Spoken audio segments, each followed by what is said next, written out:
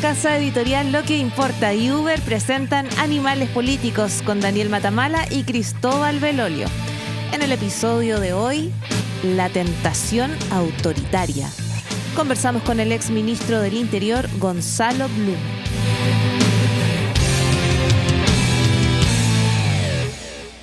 Hola, ¿qué tal? ¿Cómo están? Nuevo lunes, nueva semana de Animales Políticos junto a Cristóbal Belolio. ¿Cómo estás, Cristóbal?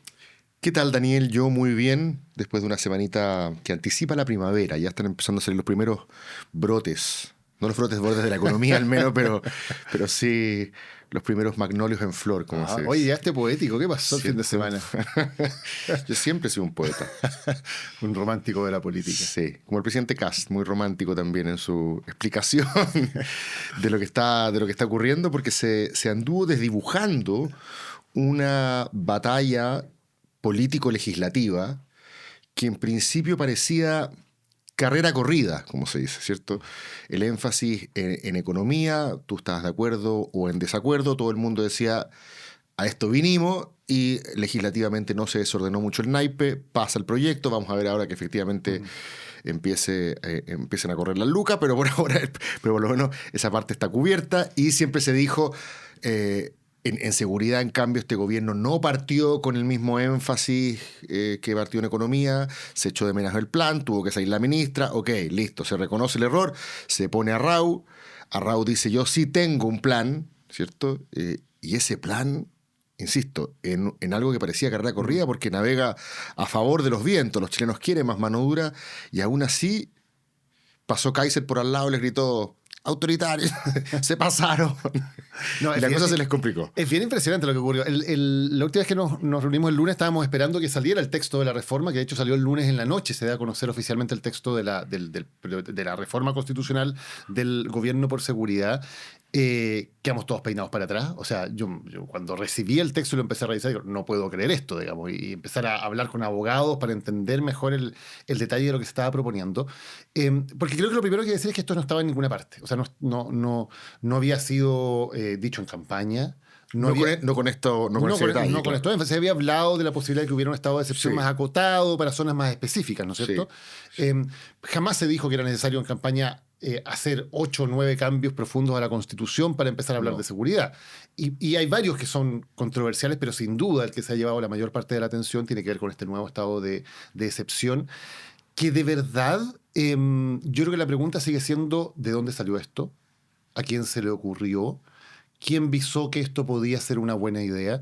Porque una semana después yo sigo sin ver ninguna explicación razonable, articulada. No digo una explicación con la que yo esté de acuerdo. Una explicación razonable y articulada de por qué el gobierno considera que para combatir el fenómeno delictual que tenemos hoy día en Chile es necesario darle al presidente de la República la atribución de, por sí mismo, decretar un estado de excepción de hasta 8 meses sin preguntarle a nadie, en que tiene las atribuciones más amplias, solo similables a un estado de guerra. No he escuchado que nadie en el gobierno haya sido capaz de decir, bueno, mira, esta es la lógica por la cual A lleva a B. Y uno puede decir, me parece bien, me parece mal, estoy de acuerdo, no estoy de acuerdo. No hay una explicación todavía mínimamente razonable, con sujeto y predicado, acerca de por qué se propuso esto. Ya, apliquemos yo del que será abogado del diablo acá. Entonces, aplicando caridad interpretativa en forma, ¿cierto?, llevada al cubo, uno podría pensar, tal como lo ha dicho el senador Esquella, de que la situación de crisis en materia de criminalidad, especialmente organizada, es tal que hay que responder con una herramienta de la misma envergadura, ¿cierto? Estoy tratando de articular respuestas que yo he ido pispando.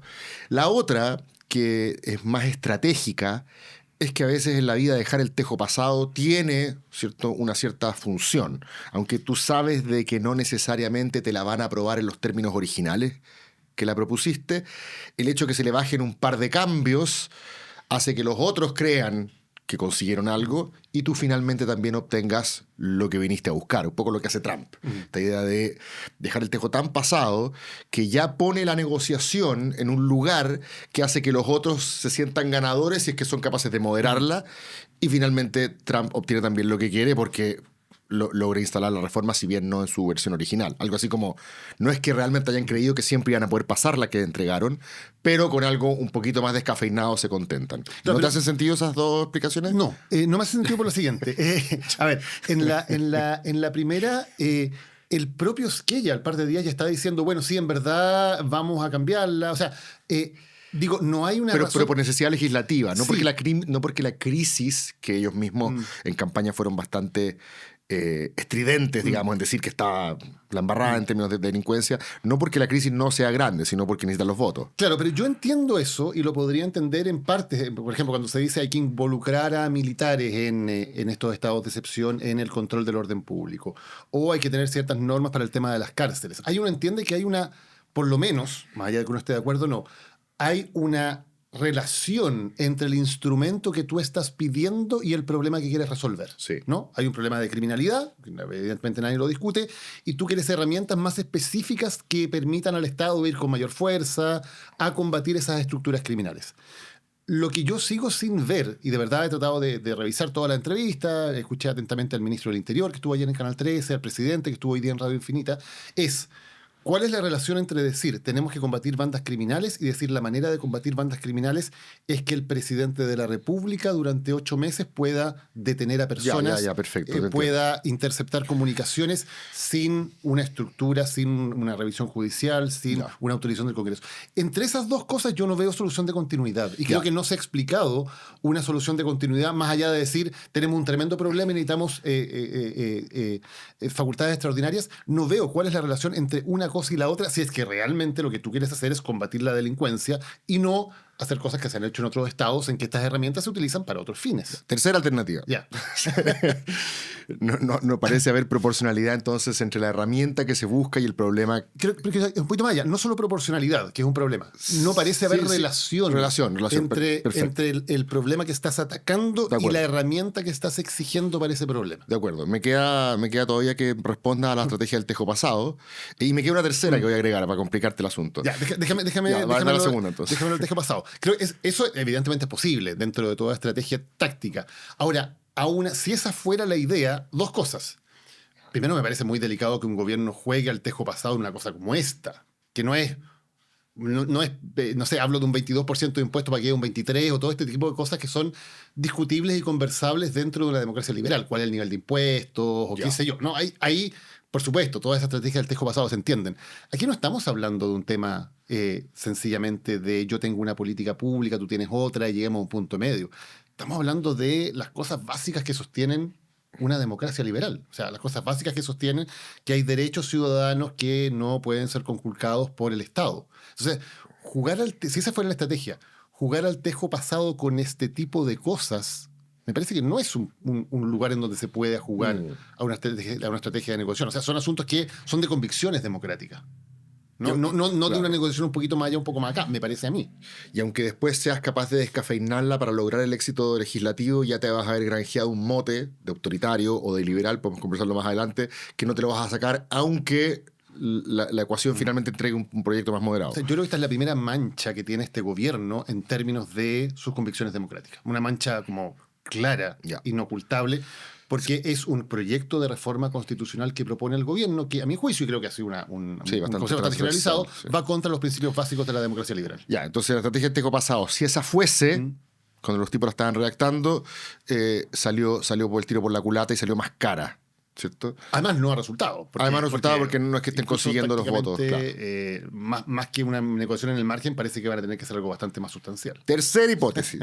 Para salvar a tercera hipótesis. El gobierno sabe que fue electo, incluso diría que más que por la dimensión económica, porque se prometió combatir al crimen organizado, el orden público en todas sus dimensiones. Esto va desde la inmigración ilegal, a el terrorismo en la macrozona sur, al portonazo, a el narcofuneral, todo el arco. Sí. Y está súper claro de que en los primeros meses defraudó la confianza de parte importante de sus electores. No sabemos cuánto se debe al bencinazo, probablemente sí lo sabemos porque se pegó una friolera de 20 puntos de descenso por ahí, pero está claro de que la sensación ambiente es que en materia de seguridad no hubo delivery, como dicen, ¿cierto? Y ahora quiere mostrar en forma estruendosa, ¿cierto? Bien aparatosa, ese efectismo al cual nosotros nos referimos al principio. O sea, ¿te acuerdas de esa idea de que los íbamos a ver en terreno, haciendo cosas, aunque no fuesen necesariamente eficientes? El efectismo, la puesta en escena, iba a hacer que la gente en su casa dijera, por lo menos ahora tenemos a alguien que tomó el toro por las astas, que está encima de este asunto. ¿No será que finalmente el gobierno dijo aquí lo que digan los opinólogos, los intelectuales de la plaza con sus categorías foráneas y sus etiquetas académicas, ¿cierto? Lo que digan los rectores. Aquí lo que importa es que la gente diga que era un gobierno que se note que cambió la mano. Y por lo tanto se fueron en esa derivada autoritaria, permítame ocuparlo aquí en estos términos, esperando que fuera la opinión pública la que dijera estoy con ustedes. No, dijeron los constitucionalistas, esto fuera, la gente no va a pescar eso. Podría haber sido una estrategia especialmente para decirle a la opinión pública, o sea, no solamente cambió la mano, vaya que cambió, y quiero que usted se quede con esa percepción. Un poco para recuperar el tiempo perdido de lo que pasó al principio. Yo estoy de acuerdo con eso. No sé cómo eso habla bien del gobierno, digamos. Porque en el fondo esa es la estrategia que ocupan los regímenes autoritarios, que es básicamente decir, hay un problema. Ante ese problema la ciudadanía está dispuesta a renunciar a derechos o libertades con tal de solucionar ese problema. Y por lo tanto nosotros aprovechamos eso para no solamente solucionar el problema, sino para entregarnos más poder a nosotros mismos. Esa es un poco la fórmula de manual de todos los gobiernos autoritarios en las últimas décadas. Los estados de excepción suelen utilizarse como una herramienta al respecto. Si esa fuera la idea, que puede tener sentido desde un punto de vista de popularidad, desde un punto de vista de concentración del poder, o sea, buscar más poder para sí mismos, yo creo que eso habla bastante mal de cuáles son las finalidades o los objetivos que está buscando el gobierno, que tendrían que ver menos con una agenda efectiva de combate de la delincuencia y más con aprovechar un momento para intentar debilitar las instituciones o intentar generar más poder para sí mismo. Y yo creo que ese es el escenario más preocupante, porque uno, obviamente estamos interpretando porque no sabemos exactamente cómo se produjo esto. Esto es una reforma que está media huérfana. Uno ve a ciertos ministros que la defienden sin mucha convicción, como que el subtexto fuera como oigan, tengo que defender esto, pero usted... Queda claro que yo no soy el que propuso esto, ¿no? Cuando escuchaba al ministro Alvarado ayer me daba un poquito esa impresión. Que era tal la falta de convicción con la que defendía que uno casi pensaba su subtexto no será estoy haciendo mi pega, pero ustedes saben que este muerto no es mío. Entonces, como no sabemos exactamente cuáles son las estrategias, lo que uno sí puede hacer es buscar ciertos elementos en la historia de un cierto sector político. Y evidentemente en la historia del presidente José Antonio Kast, de su círculo más estrecho de confianza, tienen una historia, yo diría por lo menos compleja, con el autoritarismo político. Es un círculo que no solamente respaldó férreamente a la dictadura de Pinochet, sino que nunca hicieron la transición que sí hizo buena parte de la derecha democrática en Chile, de decir, acá hay cosas que son inaceptables, que pasaron en esa época. Es un sector político que todavía celebra el 11 de septiembre. El propio presidente Casas hace muy poco subía cada 11 de septiembre declaraciones celebratorias, de festejo de lo que había pasado entonces. Es un sector político que quiere indultar a los violadores de derechos humanos. Es un sector político que ha buscado una y otra vez ser parte de un club de democracias iliberales o de gobiernos con tendencias autoritarias en el mundo. Entonces, hay una historia ya, que es una historia compleja, que, a mi entender al menos, habla de poco compromiso, de poca densidad de compromiso democrático, de una tentación con las soluciones autoritarias del pasado y del presente. Y cuando esa historia, que de alguna manera en campaña se la dejó un poquito debajo guardada en un cajón, ¿no? Cuando esa historia resurge 6 meses después con un proyecto que es evidentemente de una matriz autoritaria y no de una matriz democrática, uno piensa, bueno, aquí están resurgiendo cosas que estas personas en su momento dijeron, no les parece tan terrible, claro. Parece haber una cierta continuidad allí que es preocupante, porque, digamos también, yo creo que en estos 6 meses efectivamente no había habido hasta ahora, hasta el lunes de la semana pasada, algo que uno dijera, aquí apareció el liberalismo, el fantasma autoritario apareció. en la acción ya del gobierno, no en lo que dice un partido político, no, en la acción del gobierno. Sí. Yo creo que eso se rompió el lunes de la semana pasada. Yo creo que eso se rompió y hoy día tenemos un proyecto que es autoritario, que es antidemocrático, que ha planteado el gobierno como una reforma constitucional. No es un discurso que les quedó mal escrito, es una reforma constitucional. Hay que tomársela con esa seriedad. Ya. Y creo que eso hace resurgir esa discusión. Vamos al contenido en un minuto, pero antes yo quería entregar un argumento para socavar la tercera hipótesis. Porque yo tengo ciertas dudas de que exista en el ecosistema intelectual, político del presidente Kast una conciencia muy fina respecto a todo lo que tú acabas de mencionar. No me imagino al cabro de 30 años de ideas republicanas, ¿cierto? Que nació después de que se acabó la dictadura, diciendo, no, pues esto lo hacía el Tata, pues, acuérdate. Así que, como que entiendo que está el trasfondo de Kast y la generación para arriba, pero yo creo que esta cuestión iba más pensando en que la gente iba a decir, a ver, Bukele nos encanta, ¿cierto? En Chile, si no me equivoco, es como el mandatario internacional el más popular, así, más valor, por claro. varios años. Entonces yo creo que la cosa iba un poco por ahí, entendiendo que había que recuperar tiempo perdido, mostrarse muy activo en materia de seguridad. Creo que la discusión doctrinal, si bien no es superflua ni mucho menos, me parece que fue secundaria, creo yo, estoy aquí, no tengo pruebas, pero no tengo dudas, como el dicho ese. Me parece que aquí la gente, el gobierno fue a buscar que la opinión pública le sirviera como catapulta para que después los parlamentarios se viesen un poco, vieran la academia y dijeran, oh, el 80% de los chilenos así como respaldaron el plan Cancerbero. Y yo creo que ese tampoco funcionó. Ya, pero estoy de acuerdo en un punto. Pero eso explica el plan Cancerbero, explica ese tipo de operaciones, explica la agenda en general. Muchas cosas de la agenda de seguridad sí, porque la gente los ve y dice, ya, mano dura, entrega más herramientas. Mi pregunta es otra. Entendiendo que el gobierno se jugaba a que en este tema siempre iba a tener la opinión pública de su lado, porque la gente le dice mano dura, está de acuerdo. Entendiendo eso, ¿para qué quiere el gobierno tener 240 días de estado de excepción en Chile? ¿Para qué quiere tener esa herramienta? Esa es la pregunta que yo creo que sigue sin contestarse. Yo entiendo que el tema de delincuencia sirve para generar puntos en la opinión pública. Entiendo que hay ciertas herramientas que el gobierno legítimamente quiere tener porque considera que le sirven para mejorar el tema de delincuencia. Yo creo que la pregunta que sigue sin responder es ¿para qué diablos el gobierno quiere 8 meses de estado de excepción asimilable al estado de guerra en Chile? Pero eso lo votaste en la primera lo votaste eso.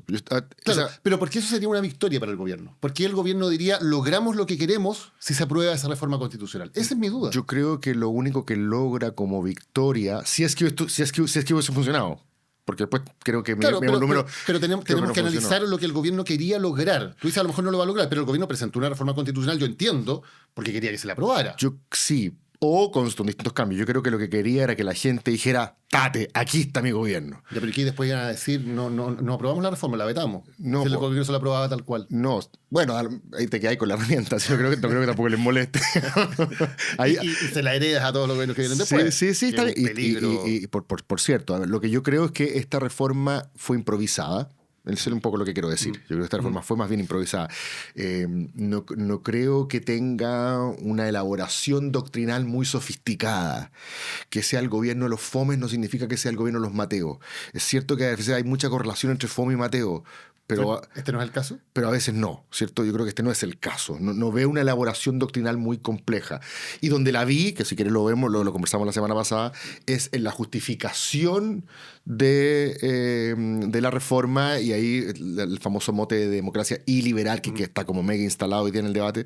Si queréis le hacemos doble clic. Pero por ahora lo que yo quería hacer para desconfirmar la tercera hipótesis es que además la opinión pública no se manifestó tan clemente, no le siguió la corriente al gobierno. No es como que el 80% haya dicho, me encanta este proyecto autoritario y estoy visualizando, ¿cierto?, cómo el crimen organizado corre despavorido frente a el emperador Kast, ¿cierto? La gente como que le entró esta idea de que las libertades individuales estaban estaban en riesgo. Y dice, no, o sea, hay que... A ver, si le pregunta al Congreso, ya, ok, ahí aprueba un poco, pero en general no hubo, me parece, espontáneamente un apoyo a la reforma. Y creo que en general la oposición, y aquí hablo de la oposición, incluyendo a derechas que están en el mundo oficialista y también hicieron la oposición, lograron instalar este temor autoritario. La gente lo olió y dijo, no me gusta. Sí, en general los resultados de la encuesta son bastante diversos dependiendo, lo de siempre, cómo se pregunta, cómo se frasea la pregunta, qué palabras pone, la gente contesta cosas un poquito O sea, falló en distintas. todos los frentes a lo que Claro, voy. Por eso te estaba ofreciendo hipótesis distintas para ver cómo podía encajar esto, para que tú digas, no, bueno, es que no, la pelota aquí no pegó en el palo, digamos. En cualquiera de las elaboraciones posibles no funcionó. Claro, que yo creo que hay dos ámbitos un poco. Una conversión es un poco la conversión táctica, que es la que solemos tener aquí todas las semanas, ¿no? De esto funciona o no funciona, el gobierno cometió un error o acertó desde el punto de vista de sus intuiciones. Yo creo que ahí estamos de acuerdo en que fue un error del gobierno lo que ocurrió.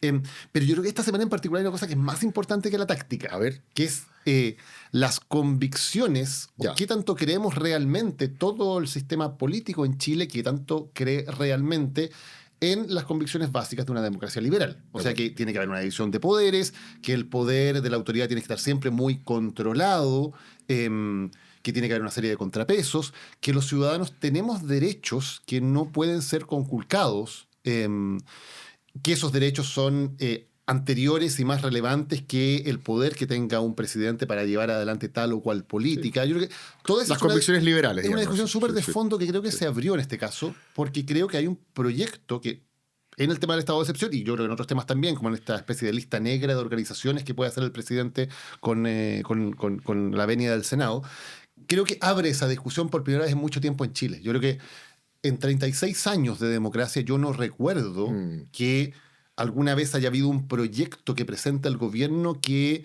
de alguna manera, prácticamente todas las fuerzas democráticas de izquierda a derecha dijeran, ojo, aquí hay algo que pone en peligro cosas básicas de la democracia. O sea, tú con los gobiernos de Piñera, de Bachelet, de Boric, podías estar de acuerdo o en desacuerdo en un montón de cosas, decir esto me parece bien, esto me parece mal, esto le hace bien al crecimiento de Chile, esto le hace mal. No recuerdo un momento en que haya habido una convicción tan amplia de decir algo que está promoviendo el gobierno, no un partido político. El gobierno está promoviendo una reforma constitucional que, de ser aprobada, daña profundamente los cimientos de lo que hemos entendido por 36 años como democracia en Chile. Ya, aquí es interesante hacer un doble clic como lexicográfico, ¿cierto? Para entender algunas distinciones. A propósito de este concepto que se metió al principio en forma casi esotérica, ¿cierto? Cuando Brunner y Peña decían el año pasado, ¿te acuerdas? El proyecto de Casas y liberales. Decían, ¿qué diablo es esto? Y el propio presidente tuvo que referirse a esta acusación del columnismo y de intelectuales y académicos. Y al decir yo no soy eso, automáticamente pone el concepto sobre la mesa de nuevo y todo el mundo empieza a preguntar, bueno, no piensas en un elefante. Claro, como Lakoff no piensa en un elefante, ahora todo el mundo piensa en un elefante y a todo el mundo le preguntan, bueno, ¿es o no iliberal? No, perdón, cuando él dice esto, el presidente es el martes en la mañana, un par de horas después de presentar la reforma, que precisamente creo que es la mejor prueba de que del tema. Y quedó timbrada como iliberal en un sector bastante amplio del mundo que piensa en estos conceptos. Entonces me gustaría explicar muy brevemente qué diablos es esto, ¿cierto?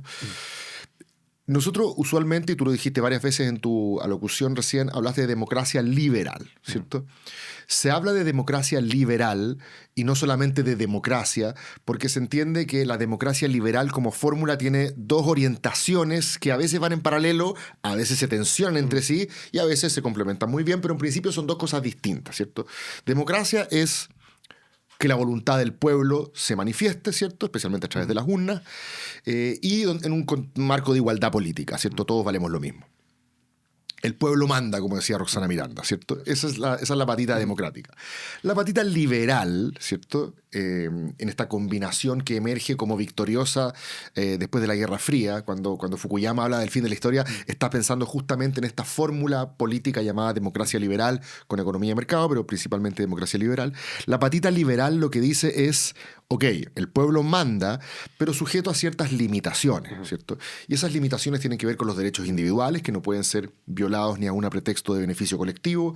Tiene que ver con un Estado de Derecho, donde hay ciertas reglas preexistentes si no puede sencillamente una mayoría contingente cambiarlas. Para eso tenemos una constitución que va a tener algunos quórums supramayoritarios para protegerla de ese vaivén contingente de las mayorías.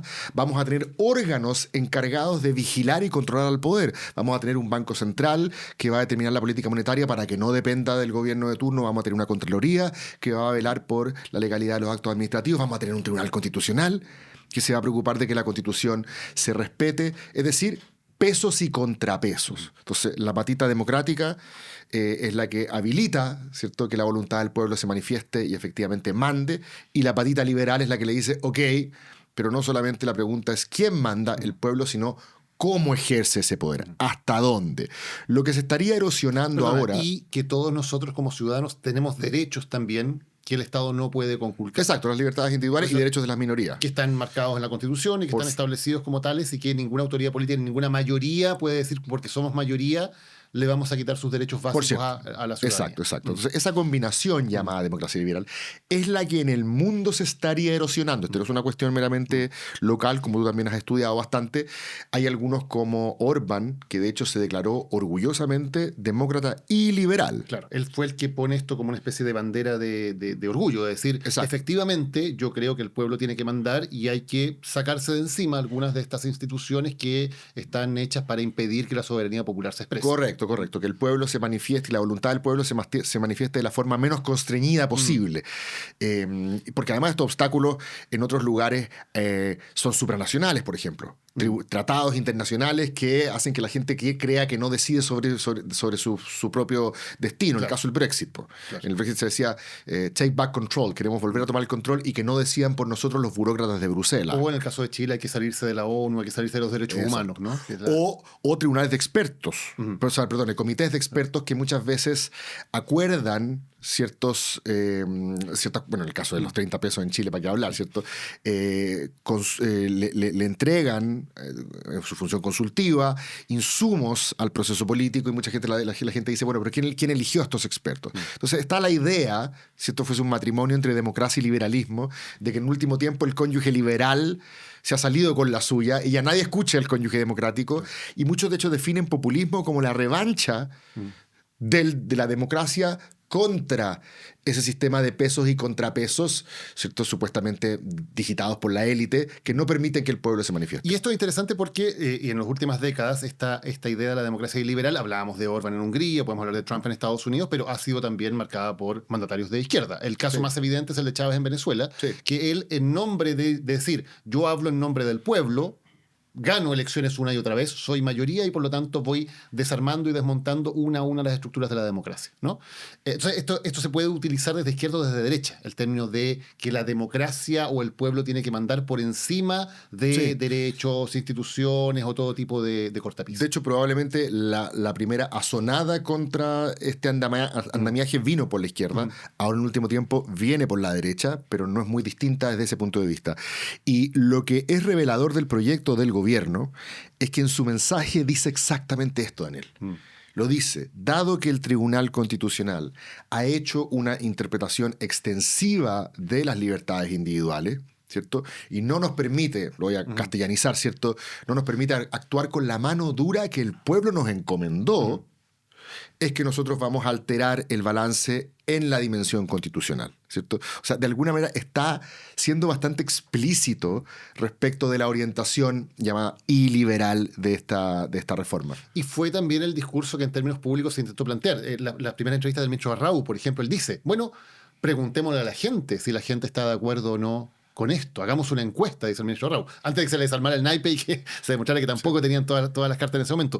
Pero toda la justificación primera tiene que ver con decir, nosotros tenemos un mandato popular para tomar medidas efectivas, drásticas, de mano dura contra la delincuencia, y hay aquí corsés institucionales del garantismo, de los derechos de los delincuentes, de las instituciones que nos impiden, que son una camisa de fuerza que nos impide actuar. Y que ya habíamos hecho aquí algunas prevenciones. ¿Te acuerdas que habíamos hablado de que a Esquella le molestaba lo que hacía el Instituto Nacional de Derechos Humanos, o Rojo Edwards quejándose contra el Tribunal Constitucional, o contra Dorothy, que pasó de ser heroína, ¿cierto?, a villana, porque te representó cuestiones que hiciste, pero que estaban Ahora, ahí todavía, un último Cristóbal, porque ya queremos también conversar con nuestro invitado, pero también me parece que hay una diferencia sobre ciertas instituciones en que uno puede decir, claro, evidentemente es una discusión abierta en una democracia liberal, qué tanto poder tiene que tener el Tribunal Constitucional, o si tiene que haber un instituto de derechos humanos que sea del Estado. Todo eso es debatible dentro de los márgenes de una democracia liberal, y yo creo que ahí estamos en una discusión política.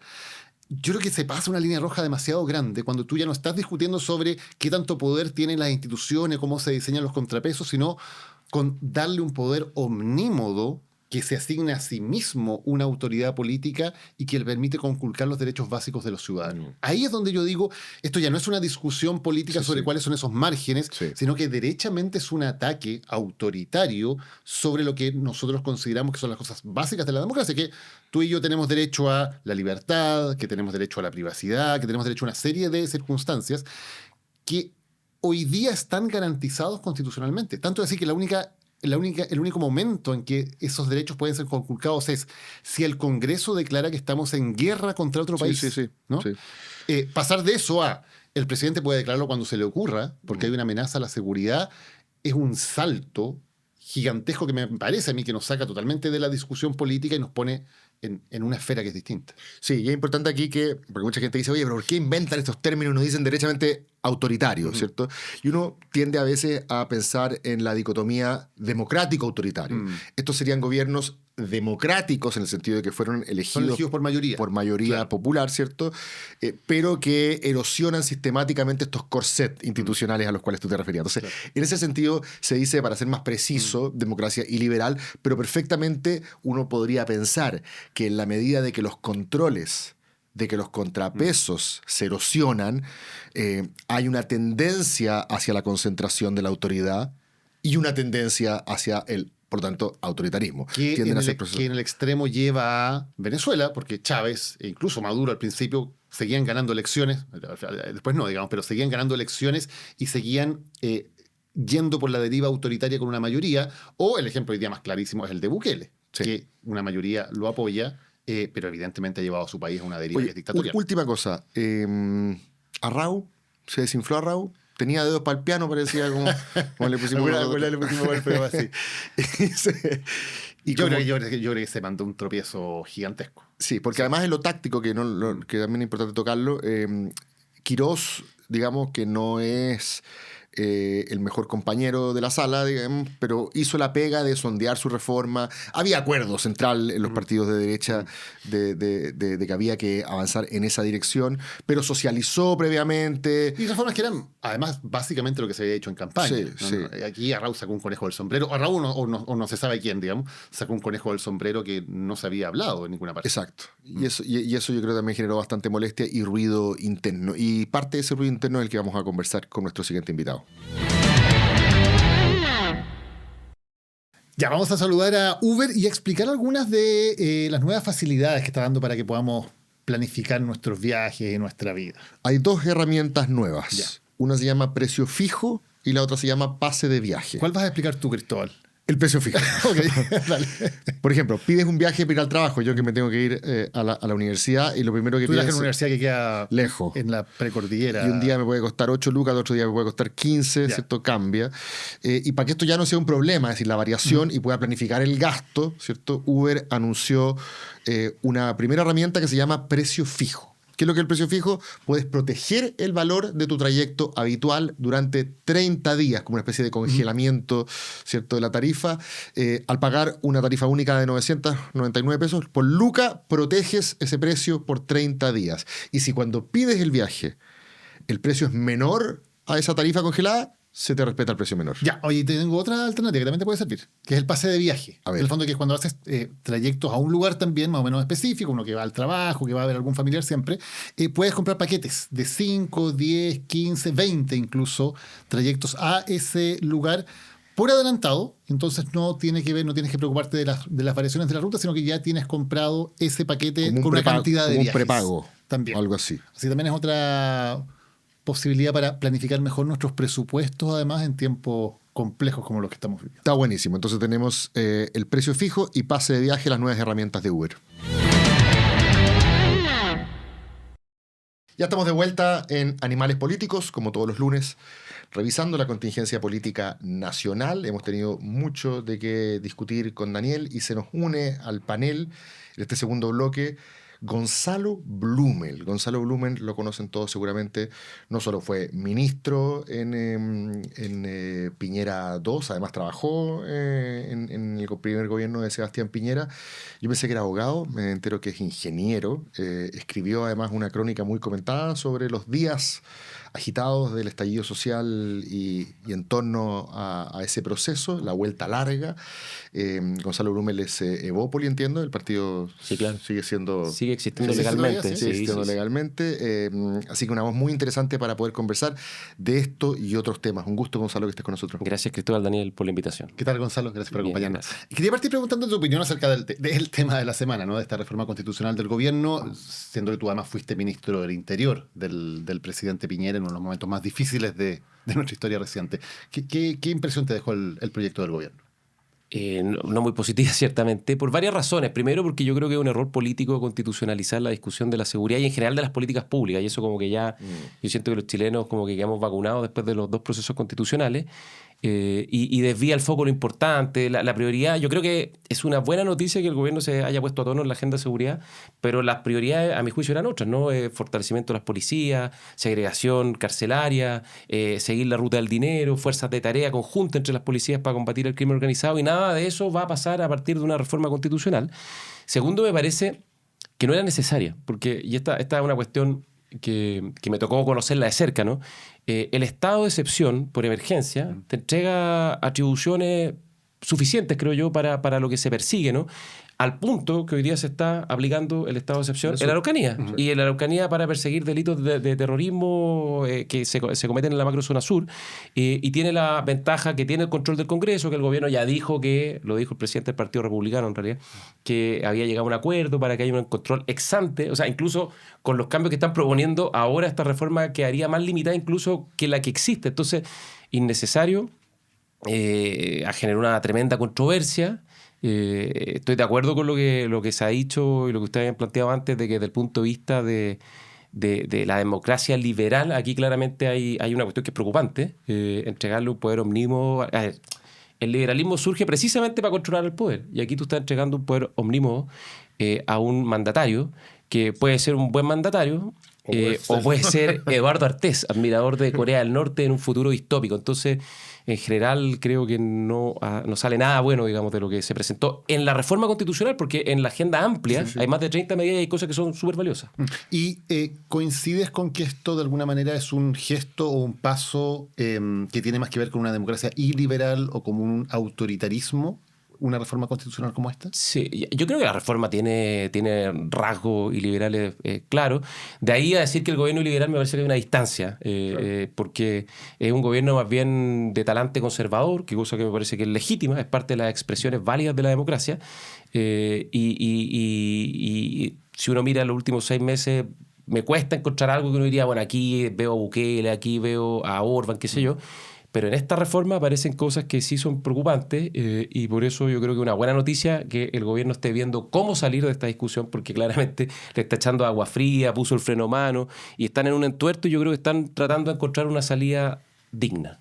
¿Te explicas, último Cristóbal, explicas por qué se presenta algo así o cuál es la lógica detrás de llegar a algo como esto, a proponer el estado de excepción que se propone, básicamente, sí. Que es totalmente, que uno lo ve con los demás estados de excepción que existen en Chile, y uno dice, ¿de dónde salió esto? Y no solo el estado de excepción, porque eso es lo que más llama la atención y preocupa, pero también esto de la restricción de derechos a personas que cumplieron condena y por 15 años posteriores. ¿Qué es eso? O sea, está como doble penalidad de por vida, que además me parece que es contraproducente, porque si alguien cumple por delitos graves en la cárcel y sale después de cumplir su condena y no puede acceder a ninguna prestación social, bueno, lo está invitando a volver a cometer delitos. Pues entonces, es como además contraproducente, además de iliberal desde el punto de vista de derechos fundamentales que la Constitución resguarda.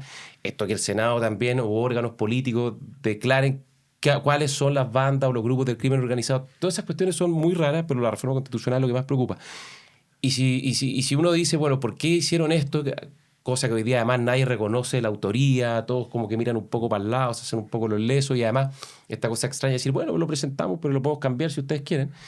Hay dos posibilidades. Una es que efectivamente crean en lo que están presentando, pero encontraron que era demasiado impopular, así que mejor echarse para atrás.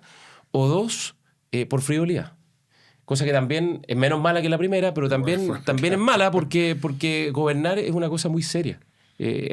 Gobernar un país, hacer política, es una cuestión difícil, compleja. Por lo tanto, estos gustitos, si es para hacer, como para hablarle un poco a la barra brava y a la galería, que es un poco lo que hacía el Partido Republicano cuando era oposición, no al gobierno de Gabriel Boric, al gobierno de Sebastián Piñera, que le hablaba a su barra brava con cuestiones durísimas respecto al gobierno, respecto al mandato del presidente Sebastián Piñera. Cuando está gobernando la cosa cambia un poco. Y hasta ahora eso no se había visto y aparece, y por lo tanto uno esperaría que se enmende rápidamente y se dé vuelta a la página. Hoy no quería hacer un pie de página conceptual a propósito de algo que decía Gonzalo, que mencionó que este era un gobierno de talante más bien conservador. El hecho de ser conservador o socialista o incluso liberal, en el sentido de cómo se distribuye la riqueza, no tiene necesariamente que ver con ser iliberal, ¿cierto? O sea, uno dice, bueno, pues si es conservador, entonces es iliberal. No necesariamente. Se subentiende que un conservador, un socialista o un liberal en lo sustantivo están de acuerdo con las reglas de la democracia liberal. Es importante decirlo. O sea, cuando se le dice a Kass que es iliberal, no es lo mismo que se le diga que es conservador, ¿cierto? Se le dice que hay un problema de consenso en las reglas fundamentales que todas estas otras macroideologías debiesen respetar. Pero quería preguntarte también, Gonzalo, por algo que parece un poco que va contra la misma lógica de un gobierno conservador. Kast en la cuenta pública dice algo así como, muy coherente con el pensamiento conservador: nosotros no creemos que las soluciones a la vida de los chilenos vengan de grandes transformaciones estructurales ni de reformas legislativas. Y varias veces insistió en esta idea de que la cuestión muchas veces en la práctica, en el hacer, en la gestión, podían mejorar las cosas. El fetichismo constitucional de volver a pensar en que es la reforma constitucional la que va a cambiar ahora para mejorar la vida de los chilenos, ¿cómo podemos interpretar eso? ¿Creyeron que era la forma más como rimbombante de que la población tomara nota del asunto? ¿Por qué no seguir haciendo los planes cancerberos, que con eso ahí la gente está conectada, enchufada, lo iba siguiendo en vivo y en directo? ¿No habíamos salido de este fetichismo constitucional? ¿Cómo se explica eso? Es un misterio. Es difícil tratar de tener una hipótesis razonable, y la única que se me ocurre es que dentro del propio gobierno hay gente que tiene mucha experiencia de gobierno y gente que no, y a veces toman decisiones en las que no se consulta a la gente que tiene más experiencia y finalmente se producen estas controversias, ¿no? Pero muy extraño, la verdad, y yo creo que hace falta una explicación, o por lo menos dar vuelta a la página rápido, porque si no, mira, una cosa que uno aprende cuando está en la moneda, cuando está en el gobierno, que cuando tú no tienes... La política es un arte de narrar, fundamentalmente, de explicar, de liderar, de guiar. Y cuando tú estás perdiendo un partido y va corriendo el cronómetro te empieza a jugar en contra. Y por lo tanto es mejor pedir tiempo, digamos, hacer cambios, como se hace en el básquetbol, ¿no? Y tratar de modificar la estrategia que seguir desangrándote porque esto definitivamente ya no va a volar, al menos como está planteado en el propósito original. Entonces es mejor tratar de enfocarse en otra cosa o retirarse dignamente y sí enfocarse en lo fundamental. Por ejemplo, en esta reforma, yo sí pienso que hay algunos aspectos que podrían ser motivos de debate legislativo súper agotados. Todo lo que tiene que ver con segregación carcelaria, que ahí sí ha habido una discusión y se han presentado recursos de amparo, recursos de protección que han limitado las facultades de gendarmería para establecer una buena política de segregación carcelaria. Eso se puede debatir, pero eso no tiene nada que ver con lo otro que se está planteando. ¿Tú pedís que retiren lo del estado de excepción, por ejemplo? Mira, puede ser... No sé si la parte con la técnica legislativa, yo en eso... Entiendo que para el gobierno es difícil retirar el proyecto, un costo súper grande políticamente. Entonces pueden haber distintas formas creativas y ahí hay gente que sabe mucho política dentro del gobierno, particularmente en los ministerios políticos. Entonces, claro, puede ser una indicación sustitutiva, puede ser un protocolo de acuerdo entre partidos de gobierno y oposición. Porque además yo creo que a todos los partidos en general subirse al carro de la seguridad le conviene porque es un tema súper popular para la gente. Pero aquí el gobierno se encontró con una cosa muy extraña, es que la ciudadanía no lo está siguiendo en aquellas cosas que pensaba. Es como los retiros previsionales y decían, esto es 80-20. No, esto no es 80-20.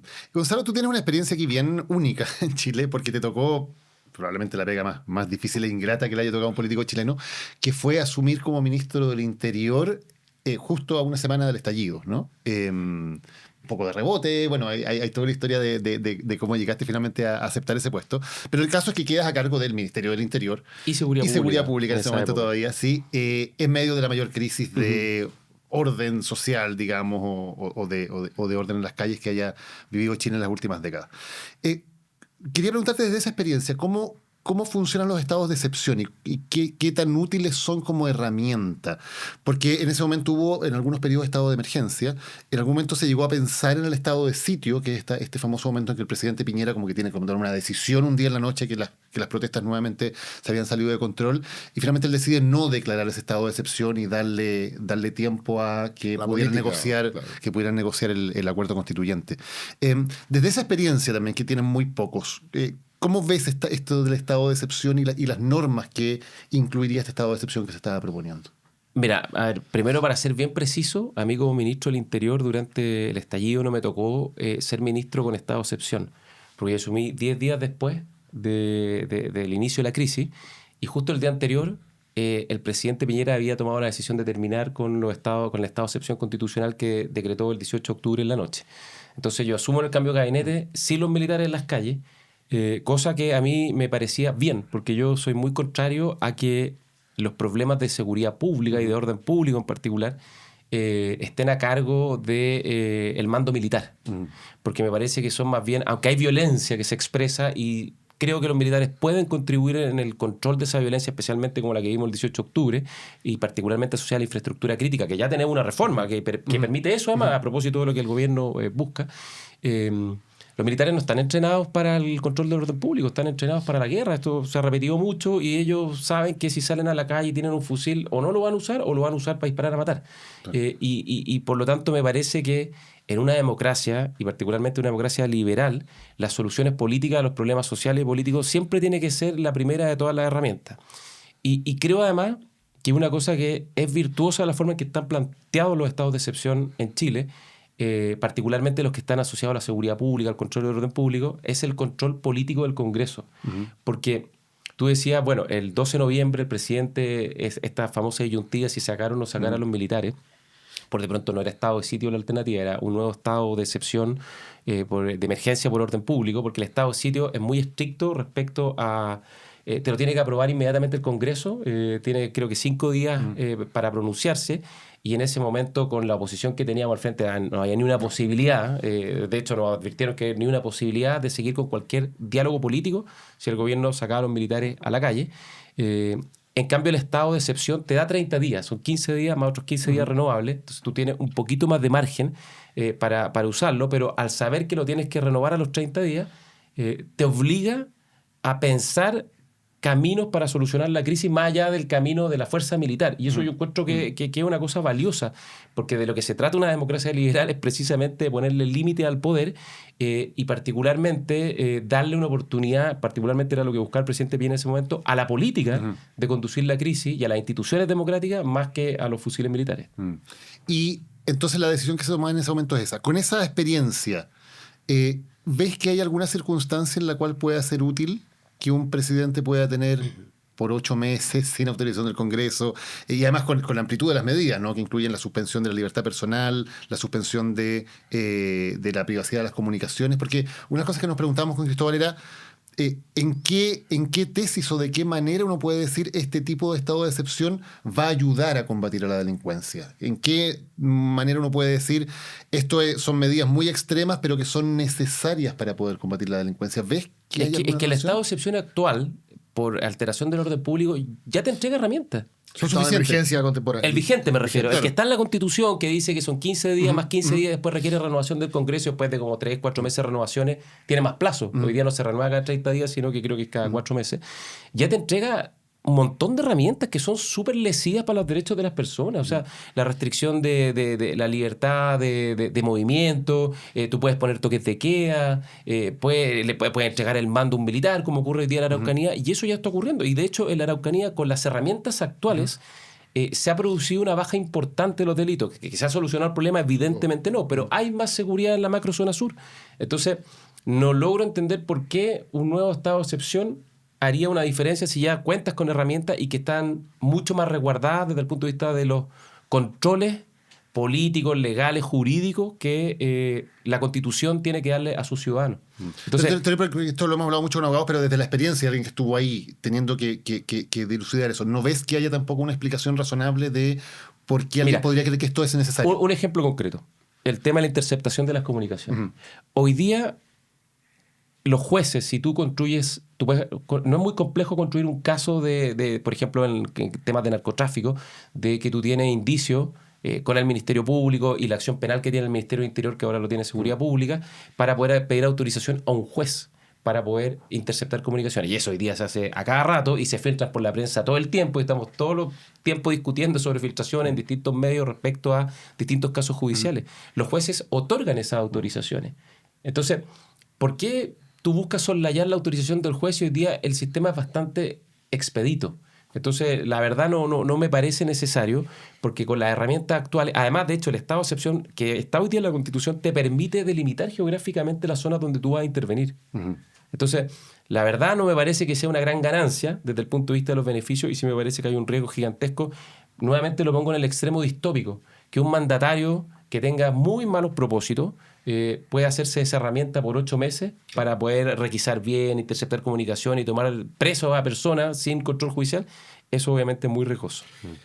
Tú que conoces también la mecánica interna de cómo funciona el gabinete, tú, como bien recordaste, tomaste un cargo que tenía como funciones el interior, la coordinación ministerial, ¿cierto? Pero además la seguridad pública. En el gobierno del presidente Boric se dividieron, ¿cierto?, ambas funciones. Hoy tenemos un ministro de Interior, ¿cierto?, que además le estamos pidiendo que haga la pega de vocería. Y tenemos un ministro de Seguridad, ¿cierto?, con una partida accidentada de la ministra Steiner, pero finalmente hoy día tenemos un ministro súper empoderado, o hasta ya el lunes pasado, súper empoderado. ¿Cómo has visto la mecánica interna de este gabinete en cuanto a la distribución de poderes? Esos poderes que a veces no sacáis nada con que una ley te diga cuál es la prelación, porque la prelación se genera de hecho.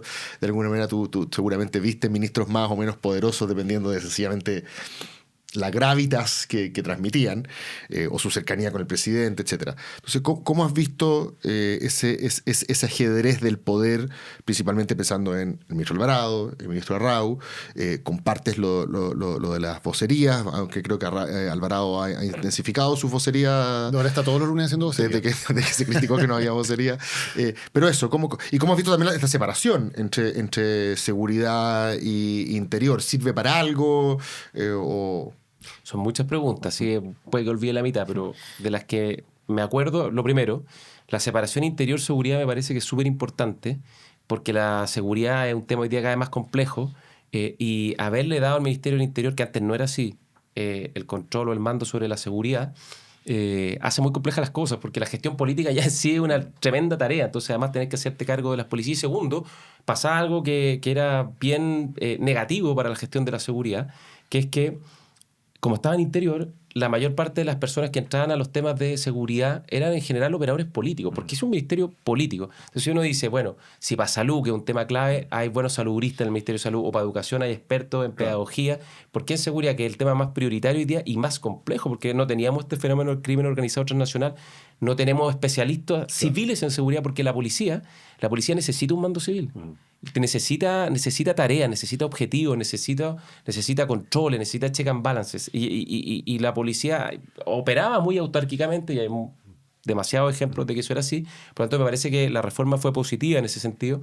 Y tengo una buena opinión del ministro Arrau. Yo fui ministro del Interior cuando él era intendente en el Ñuble, y creo que no me equivoco si digo que era o el mejor o de los mejores intendentes que había en Chile, y lo hacía de muy buena manera, una persona metódica, disciplinada, muy seria.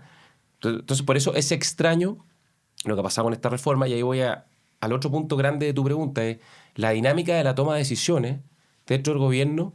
Tiene una cosa un poco extraña, que a veces como que nadie sabe de dónde salen las cosas, o nadie baja una línea clara para que las definiciones todos se alineen y no aparezcan contradicciones entre los ministros, decisiones que no tienen autoría, o lo voy a poner de otra manera. La reforma en la parte económica, el ministro Queiroz tenía un liderazgo muy claro y fue súper ordenada la discusión porque todos sabían de quién era el derecho de propiedad, quién era el titular.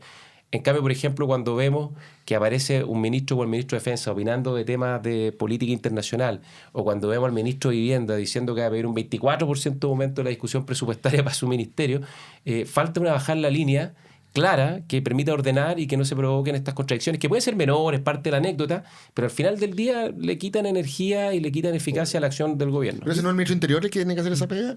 Yo diría... Sobre todo el presidente, porque el régimen presidencial es muy fuerte en Chile.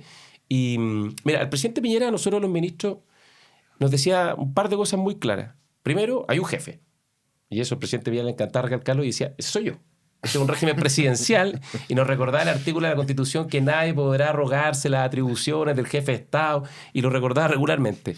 Y creo que está bien, este es un régimen presidencial, manda el presidente. Segundo, los ministros juegan en equipo.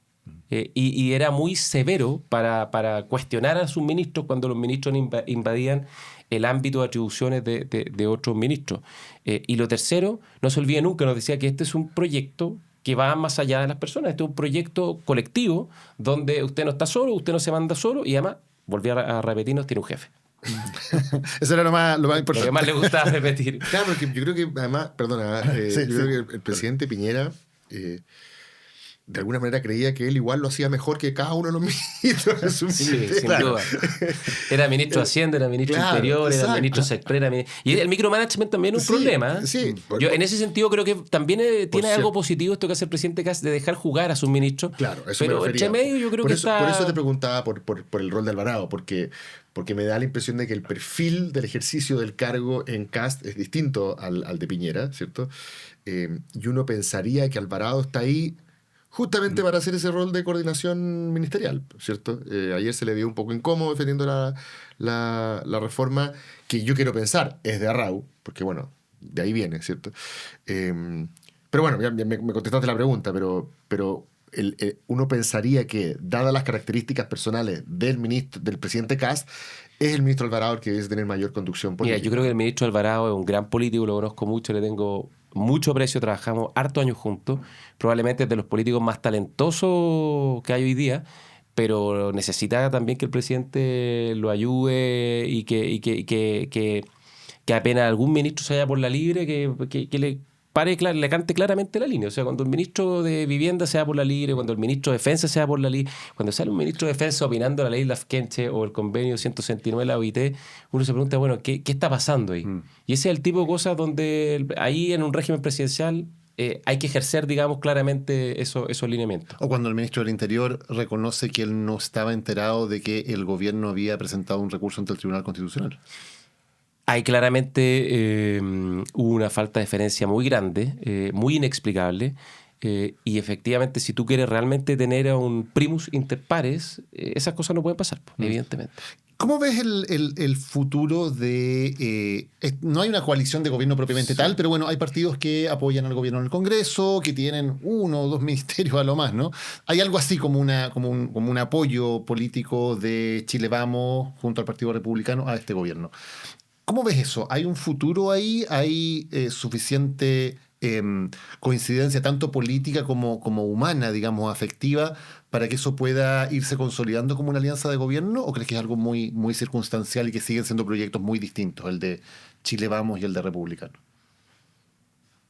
Es difícil intentar visualizar lo que va a pasar porque yo creo que hay una tensión que no está resuelta entre lo que uno diría esa derecha más dura y la centro-derecha más tradicional chilena, y que tiene que ver con esta distinción entre el valor y la cobardía, el coraje y el entreguismo, que es una cuestión que finalmente... La radicalidad y la moderación. Exactamente, y que al final lo que te trasunta es que hay un cierto afán de superioridad moral, muy parecido a lo que era el Frente Amplio con la centro-izquierda. Y por lo menos en mi opinión eso hace muy difícil tener una alianza política a largo plazo cuando hay no solo diferencias desde un punto de vista, uno diría, ideológico, sino de que hay sectores que se sienten moralmente superiores. Cuando, por ejemplo, uno mira este informe de esta fallida comisión investigadora sobre el 18 de octubre, que partió diciendo que iban a descubrir quién diablos quemó el metro en Chile, y terminan haciendo finalmente una cuestión, un documento que es una vergüenza desde el punto de vista de los antecedentes, que plantea nada nuevo, puras cuestiones de prensa y datos conocidos, respecto a las propuestas, puras generalidades y lugares comunes, y en vez de apuntar hacia lo que realmente le importa a la gente, bueno, quién promovió la violencia, quién la financió, si es que hubo o no hubo injerencia extranjera, la única afirmación que llama la atención es una que intenta responsabilizar al gobierno del presidente Piñera por grave incumplimiento en su deber de controlador del público. Entonces, ahí lo que tú te das cuenta es que son sectores cuyo afán fundamental es reemplazar a sus antecesores, ¿no? Y por eso es muy parecido a lo que es el Frente Amplio con la centroizquierda. Y el problema de la centroizquierda es que como la centroizquierda se sometió finalmente, algo dijo creo el exministro Izaguirre respecto a eso, perdió su sentido, perdió su propósito de ser. Y yo creo que la centro-derecha tiene que estar orgullosa de lo que fue, tiene que defenderlos con acierto y con errores, pero ha hecho ya un par de gobiernos, ha hecho, yo creo, a mi juicio, buenos gobiernos que han sido avances para Chile. El presidente Piñera además tuvo una enorme virtud de reconciliar al sector fuertemente con las convicciones democráticas, y por lo tanto someterse, digamos, a esta derecha que es arrogante, que finalmente es avasalladora y que no te respeta, creo que eso hace muy difícil tener la posibilidad de tener acuerdos o pactos de largo plazo. ¿Y se vio algo de eso por primera vez esta semana? Porque esta semana sí hubo una reacción importante de buena parte de la derecha democrática de poner una línea, decir, aquí no, y con palabras bien duras en general. De hecho, a mí me llama un poco la atención algunos analistas que han dicho, oye, pero ¿dónde está la centro? Yo creo que la centro-derecha estuvo bien. O sea, salió inmediatamente, apenas se conocieron los contenidos de la... O sea, el presidente de la UDI, ustedes lo comentaban antes, y también la semana pasada en el podcast de la semana anterior, el presidente de la UDI fue sorprendentemente crítico, dijo: los votos no están. La presidenta de Renovación Nacional, la senadora Andrea Valladares, también. El presidente de Bópoli, Luciano Cruzcoque, también. O sea, ha habido una reacción que al gobierno le hizo darse cuenta, ¿sabes qué? Parece que nos fuimos de largo. Sí, el alcalde de Providencia dijo demencial. Claro. Ocupó esa expresión para referirse al proyecto. El alcalde de Belolio. Sí. ¿Y ves que hay un cambio ahí? Un poquito en poner ciertos poner los puntos sobre las IES, digamos, de que algo que tal vez por el temor a este discurso de la derechita cobarde. De hecho, el presidente del Partido Republicano, cuando sale esta reforma y salen las primeras críticas, dicen, a ver, esto es, decía el dicotómico, o estás con la agenda del gobierno o estás contra la gente que está sufriendo por la delincuencia. Es que esa superioridad moral es insoportable políticamente hablando. Es casi prácticamente imposible, por lo menos para mí, intentar pactos de largo plazo cuando no hay respeto mutuo. ¿Sí? La base de la democracia es la pluralidad, y yo puedo estar en desacuerdo, pero yo respeto, y esto, estás conmigo, no estás conmigo, estás con Dios, estás con el diablo, esa cuestión, por lo menos la política adversarial de amigo-enemigo es una cuestión que es infumable. A propósito de eso, ¿no te da esa impresión de que este gobierno, lo conversábamos con Pirincho hace un par de semanas, no se está pensando a sí mismo como un eslabón en una cadena mayor, sino que se está pensando como una especie como de intervención, como al amigo curado que le vamos a hacer una intervención, ¿cierto? Porque acá en Chile se estaba poniendo muchas cosas, lo vamos a intervenir, pero no pareciera estar pensando en clave, no sé, 8-12. Yo sé que hoy día está muy difícil eso por circunstancias ¿cómo se llama? Estructurales de la política latinoamericana. El que tiene no mantiene, pero por último que existiera más o menos una ambición de pensarlo en esa clave. Pareciera que no está ese tren de pensamiento, porque si estuviera, quizás habría más ganas de invertir en el pegamento coalicional, ¿cierto? En liderazgo de otro tipo, en fortalecer esa affectio societatis, como dicen los abogados, entre los miembros de la coalición. No me da mucho esa sensación. Incluso veo algunos que están como ya entregados a que el próximo gobierno va a ser Parisi, y están todos como echados para atrás, porque claro, Boric todavía no va a tener tan buen lejos el gobierno de Boric tan luego, por lo tanto, todo ya no, que va a ser Parisi. ¿Cómo ves el futuro? Da la impresión de que el presidente Kast y su entorno son gente muy pragmática. Esa yo diría, pese a ser conservadores, son muy pragmáticos en la práctica política, y por eso se abrieron a formar una coalición amplia que les diera mayoría parlamentaria, que yo creo que eso fue una decisión súper acertada, porque le ha permitido avanzar de manera muy exitosa con algunas agendas. O sea, yo creo que lo que lograron en la mega reforma económica fue un éxito gigantesco para el gobierno, y me parece además que hay una posibilidad de que ahí realmente la economía agarre un poco de más vuelo, que aumente la inversión. O sea, creo que esos cambios son bien sustantivos, pero es pragmático, y es pragmático porque en el fondo En Chile, el presidente de la República, además de ser jefe de Estado y jefe de gobierno, tiene una triple condición también de ser una suerte de jefe de coalición. No está explícito, pero siempre ha estado presente esa condición, ¿no? Cuando estaba Ricardo Lagos, era muy poderosa su impronta. El presidente Piñera, aunque tenía pataleos, digamos, sus partidos, particularmente RN y la UDI en algunos momentos, también tenía un liderazgo muy fuerte, y del presidente Kast eso va a terminar ocurriendo. Y de momento no hay señales claras de que apunte a una cosa más de largo plazo, porque de hecho si lo hubiera estarían empujando más lo que tú dices, ¿no? Tener una coalición, tener una reflexión un poquito más sincera y profunda con quienes fueron sus adversarios, Chile Vamos, la centro-derecha, en el pasado bien reciente, que hoy día son parte del gobierno. Y ojalá se hiciera esa reflexión, pero yo creo que todavía subsisten diferencias bien de fondo como para pensar en algo más de largo plazo. Y además porque está todavía esta idea de que más bien republicanos, más que ser un complemento o vivir al lado de Chile Vamos, quiere reemplazarlo, especialmente la UDI. Republicanos nace a la vida política como una forma de protesta y rebeldía contra un desvarío de demasiada moderación, de demasiada apertura, digamos, en términos políticos, de un cierto mundo de la UDI que finalmente forma el Partido Republicano y que entra en directa confrontación con la centro-derecha, al punto que después del 18 de octubre, después del estallido, el Partido Republicano se declara de oposición al gobierno de la época. De oposición, no crítico, no, de oposición. Yo estoy, igual que la izquierda, estoy oponiéndome a este gobierno. No concurrieron al acuerdo constitucional del 12 de noviembre, se restaron, y por lo tanto, en su ethos fundacional yo siento que hay más un ánimo de hegemonizar ese espacio político más que de complementarlo, lo que es legítimo, en todo caso.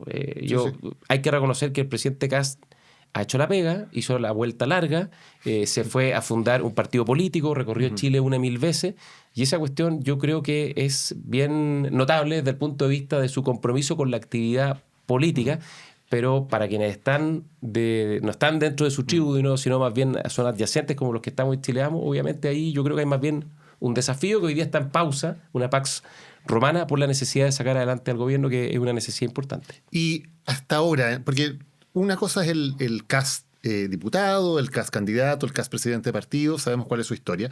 Otra cosa es el Kast presidente, y es natural que así sea, porque en general en Chile se entiende que cuando alguien asume la presidencia de la República, queda investido con un peso de la historia, ¿no? Con llevar sobre sus hombros el peso de la República, que es distinto a ser un líder político de una facción.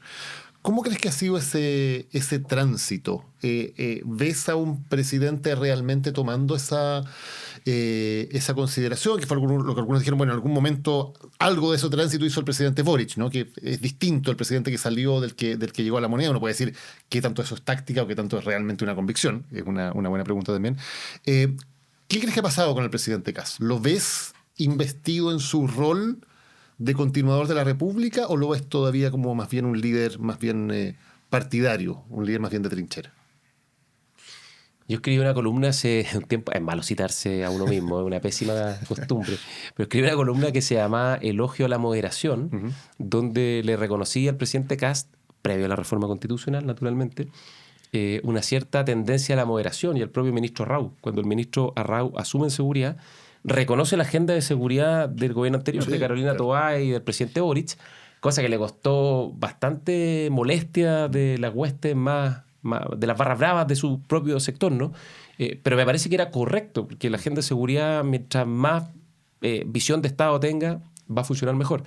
Entonces, yo pensaría que en el presidente Kast y en su entorno, a propósito del talante conservador del gobierno, sí hay un ánimo en general de respeto a las tradiciones, a las instituciones, a la república, pero de repente se arranca la moto con estas cosas como la reforma constitucional, que era muy propio de los tiempos de campaña, ¿no? Que ahí les gustaba provocar.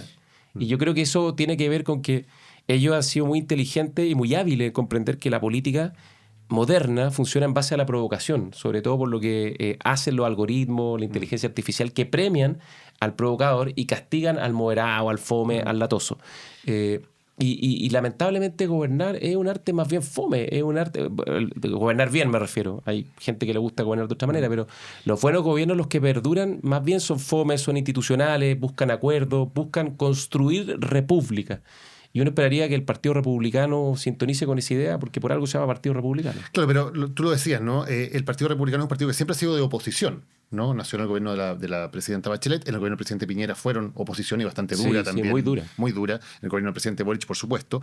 Y fueron un tipo de oposición también siempre muy crítico. Tú lo decías, no han estado ellos presentes en ninguno de los acuerdos transversales que ha habido en la política chilena. No estuvieron en el acuerdo constituyente, tampoco estuvieron en la reforma previsional, por ejemplo, que también la atacaron muy duramente. O sea, no son un partido que tenga ninguna práctica en decir pongámonos de acuerdo transversalmente sobre ciertas materias. Nunca lo han hecho. De construcción de puentes, más bien de dinamitar los puentes. Y hasta ahora en las reformas que han presentado, la reforma tributaria la sacaron adelante con mayorías y con acuerdos muy específicos, partido de la gente. Tampoco pidieron un acuerdo transversal, ¿no? Ni se abrieron nunca un acuerdo transversal. Y ahora en materia de seguridad da la impresión que querían hacer lo mismo. O sea, es hasta ahora al menos, tanto en la oposición como en el gobierno, un grupo político que nunca ha empujado algún acuerdo transversal, algún acuerdo de consenso sobre ninguna materia. Es que además tuvieron la fortuna de tener mayoría parlamentaria. Uh-huh. Entonces, te obliga poco a buscar acuerdos amplios. Yo creo que es mejor buscar acuerdos amplios, porque si tú vas a hacer una mega reforma económica y bajas la tasa de impuesto primera categoría 27 a 23, 24%, pero la sacas por un voto delante, obviamente que piensa el mercado y dice, bueno, si cambian las mayorías, esto probablemente se va a revertir. Claro. Que, por ejemplo, ese tema específico sí podría haber un acuerdo transversal. De hecho, el gobierno del presidente Boric había planteado una reforma bien parecida. Pero me pasa también, en defensa del gobierno, que siendo realista, yo creo que no hay ni un espacio con la izquierda y con la centroizquierda llegar a acuerdos en prácticamente nada, porque la izquierda en Chile ya ha hecho 2 oposiciones a gobiernos de derecha, a Piñera 1 y a Piñera 2. Y fueron oposiciones brutales, particularmente la del segundo gobierno. Entonces me cuesta visualizar que al gobierno de José Antonio Kast le vayan a tender la mano para llegar a cualquier tipo de acuerdo, salvo que promuevan la agenda que le interesa a la izquierda.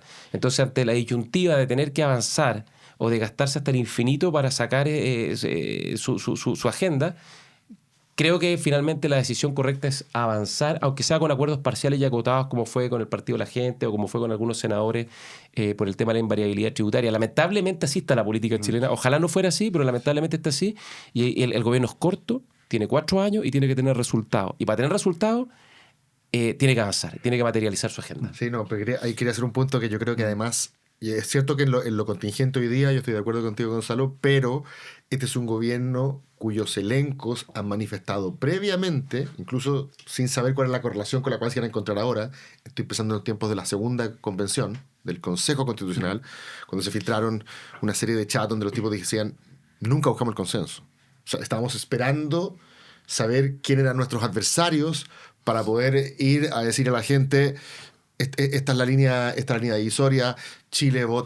Boric vota en contra, Chile vota a favor. O sea, hay una atracción por las narrativas más bien adversariales que por las consensuales, por así decirlo.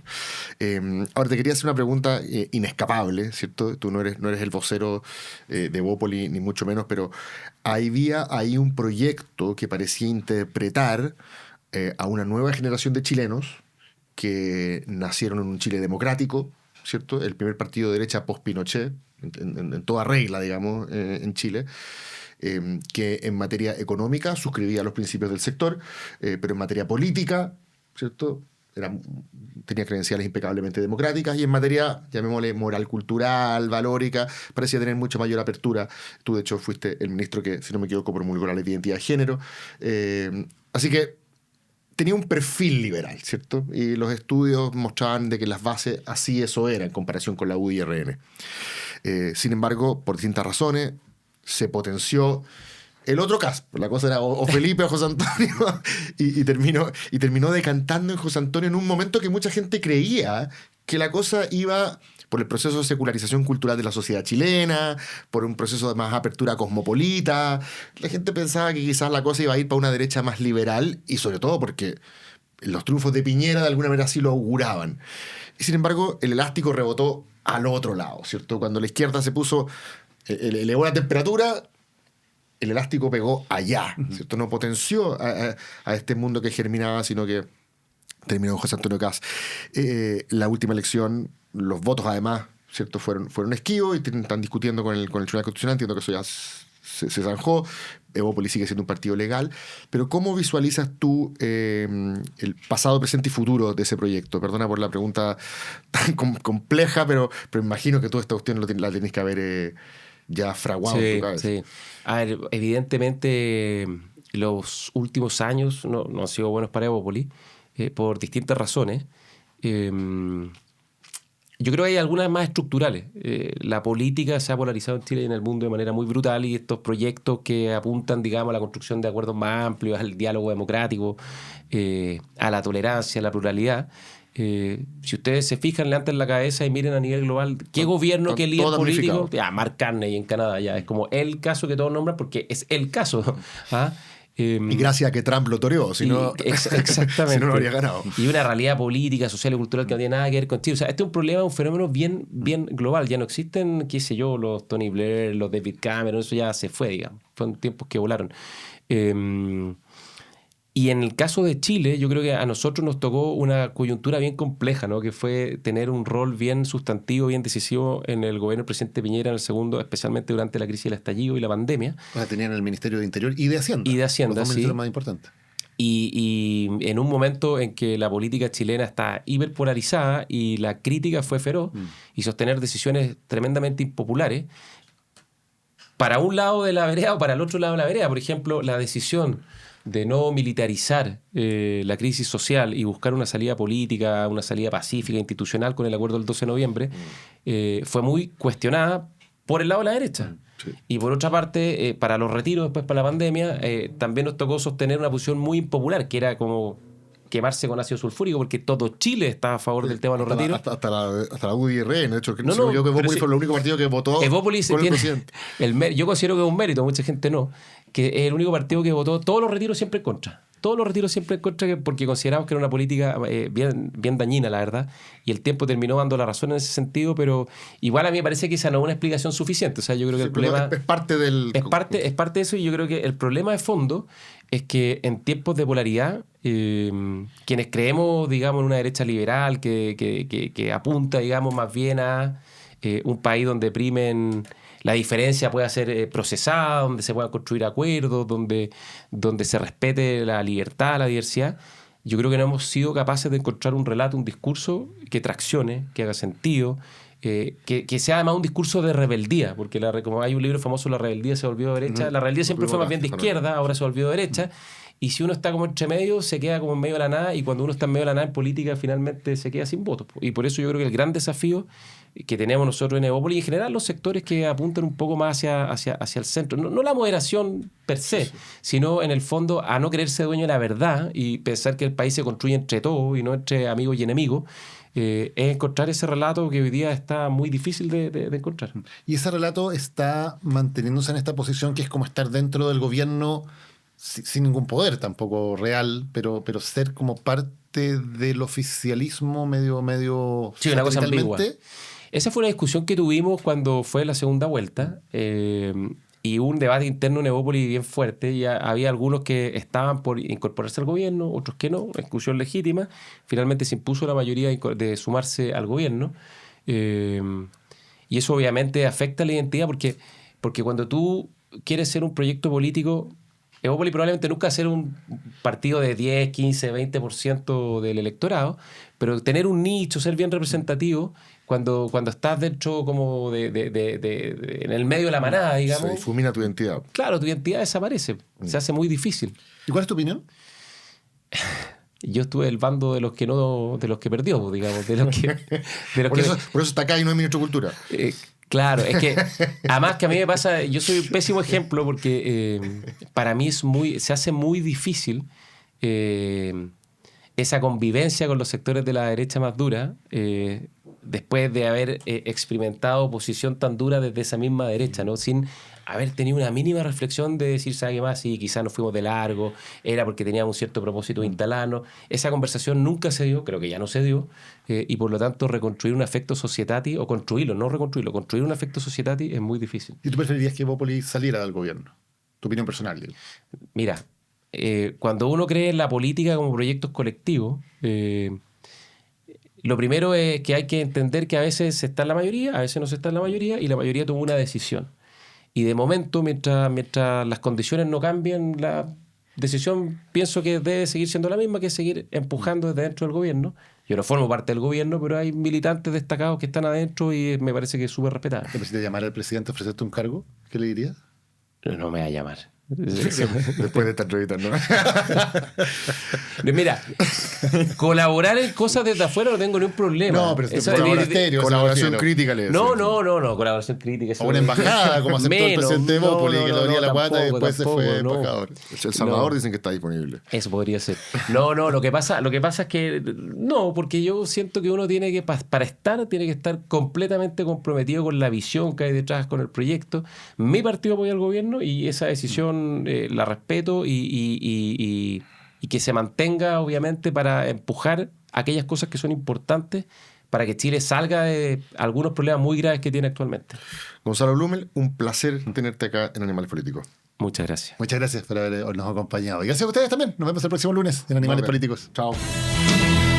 Animales Políticos fue presentado por Uber y Casa Editorial Lo que Importa. Dirección ejecutiva Daniel Matamala. Producción general Paulina Barrales.